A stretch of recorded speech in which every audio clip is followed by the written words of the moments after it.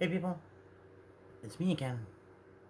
So, anyways, I'm gonna be talking about something different at that point there because of the fact that Clownfish TV had talked about this sort of thing, and a couple of other people had talked about, the whole acquisition of EA, but it is a bit of a tip of the iceberg of one thing, when it came to like EA, but also Twitch, I suppose.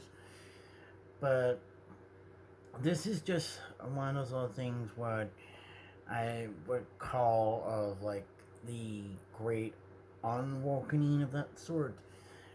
But I think a lot of those other channels like Clownfish TV or Jeremy from the Quartering or the other Jeremy, I forgot his name there,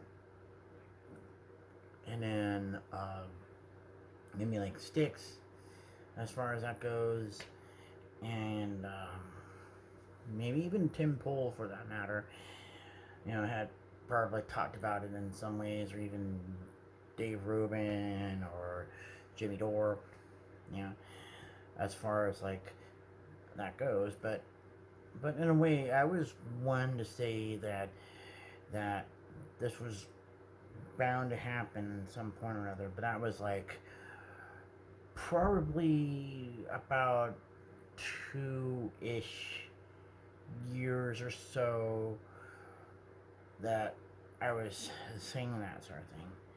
That considering what has happened almost a year ago with Trump getting reelected like that was also another indication of how things would be going there. So,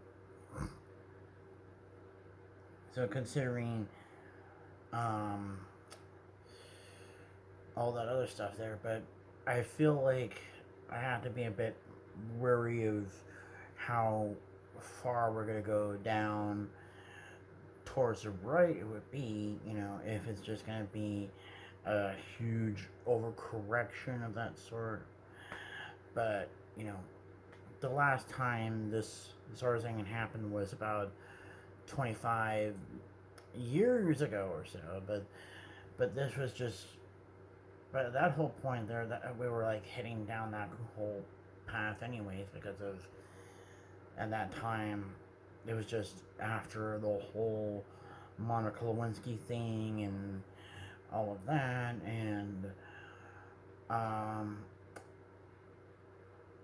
I don't know if Bush would have still would have won, but maybe not. I don't know, but that was just one of the things there, and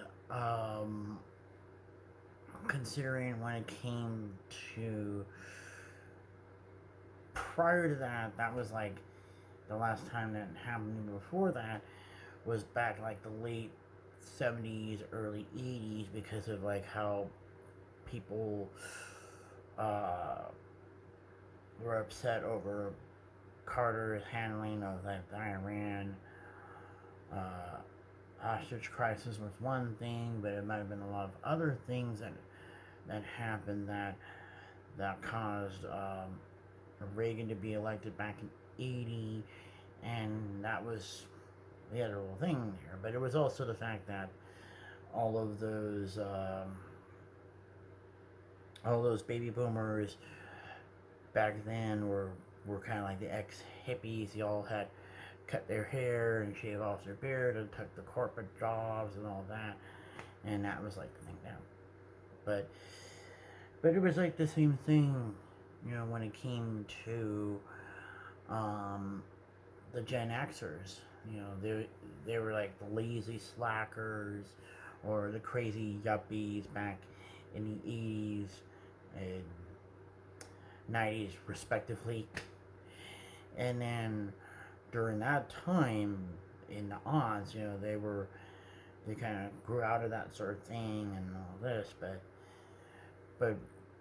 I don't know if that's just really the case when it comes to that the particular generation. Once a generation enters their 40s, they become a bit conservative down the road, but I don't know if that would be like the case with my generation. After all, I mean, you know, I'm gonna be 45 next year, and so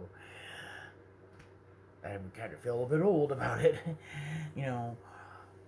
So, and then I think this just might be like the case with the